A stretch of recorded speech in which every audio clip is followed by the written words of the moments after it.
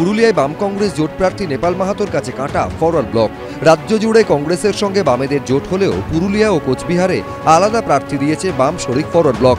এর ফলে জোটের মধ্যেই ভোট কাটাকাটির আশঙ্কা তৈরি হয়েছে। জোটের অন্দরেই ফাটল নিয়েই পুরুলিয়ায় লড়াইয়ের ময়দানে নেমেছেন সিপিএম সমর্থিত কংগ্রেস প্রার্থী নেপাল মাহাতো। শুক্রবার মনোনয়ন জমা দিলেন তিনি। এদিন জেলা সদর কার্যালয় থেকে শোভাযাত্রা করে মনোনয়ন জমা দেন নেপাল মাহাতো। শোভাযাত্রায় পা মেলান সিপিএম নেতা নেত্রীরা। বিদায়ী সাংসদ জ্যোতির্ময় সিংহ মাহাতোকে এবারও পুরুলিয়ায় প্রার্থী করেছে বিজেপি। প্রাক্তন মন্ত্রী শান্তিরাম মাহাতো এবার এই কেন্দ্রে তৃণমূল প্রার্থী। কংগ্রেস সেখানে প্রার্থী করেছে নেপাল মাহাতোকে। বাম কংগ্রেস জোট প্রার্থীর বিরুদ্ধে লড়ছেন শরিক ফরওয়ার্ড ব্লকের প্রার্থী ধীরেন্দ্রনাথ মাহাতো। তবে কংগ্রেস প্রার্থীকে সমর্থন করছে সিপিএম। ফরওয়ার্ড ব্লকের ওদের কি ভোট আছে না আছে সেটা আমার দেখার নেই। সিপিআইএম আন্তরিকভাবে সাপোর্ট করছে। অতীতে আপনারা দেখেছেন, কিন্তু লাস্ট ইলেকশন 2021টাও নিশ্চয়ই দেখেছেন। প্রত্যেকবারই নমিনেশন করেছে আর বেশিরভাগ সময় হেরেছে পুরুলিয়াতে। তো সেই জন্য নমিনেশন করতেই পারে, যে কোনো রাজনৈতিক দলের অধিকার আছে। ভোট এলে এটা গণতান্ত্রিক পদ্ধতি আছে। কংগ্রেস সুবিধা অসুবিধার মতো কোনো জায়গাতে নেই। এই জঙ্গলমহল এরিয়া, পুরুলিয়া জেলা, পুরো পশ্চিমবাংলা পুরো মোদিজির সঙ্গে আছে। 25শে মে ষষ্ঠ দফায় ভোট পুরুলিয়ায়। সন্দীপ সমাদ্দার, এবিপি আনন্দ, পুরুলিয়া। বছর ঘুরলেও মণিপুরে যেন অশান্তি থামার লক্ষণ নেই।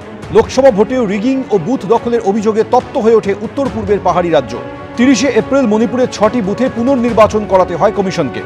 নিজের রাজ্যে গিয়ে ভোট দিয়ে এলেও প্রতি মুহূর্তে নিজ ভূম নিয়ে আশঙ্কায় ভুগছেন কর্মসূত্রে কলকাতা থাকা মণিপুরীদের একাংশ।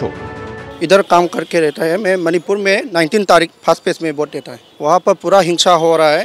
1 साल पूरा कंप्लीट हो गया, अभी तक कुछ पीस नहीं है। We want peace and we don't want to give any separate administration to them.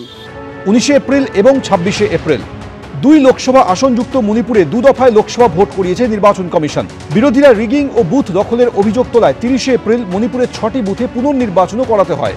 ছবির মতো সুন্দর রাজ্যে ফিরে আসুক শান্তি, সেই কামনা করে শুক্রবার মুকুন্দপুরে জমায়েত করলেন কর্মসূত্রে কলকাতায় থাকা মণিপুরীদের একাংশ। বদলাক মণিপুরের অশান্তির ছবি, এই প্রার্থনায় সামিল হতে দেখা গেল তাদের। इलेक्शन जिस दिन जो इलेक्शन हुआ था उस दिन थोड़ा ये झमेला बहुत हुआ था। 11 पोल्स को रीपोल हुआ था, उसकी वजह से झमेला हुआ था।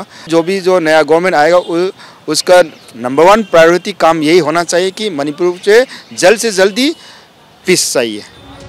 গত 1 বছর ধরে মেইতেই ও কুকি জনগোষ্ঠীর সংঘর্ষে বিরামহীন হিংসার সাক্ষী থেকেছে মণিপুর। মণিপুরবাসী চাইছেন যে কোনোভাবে এই অশান্তির অবসান হোক। রুমা পালের রিপোর্ট, এবিপি আনন্দ, কলকাতা।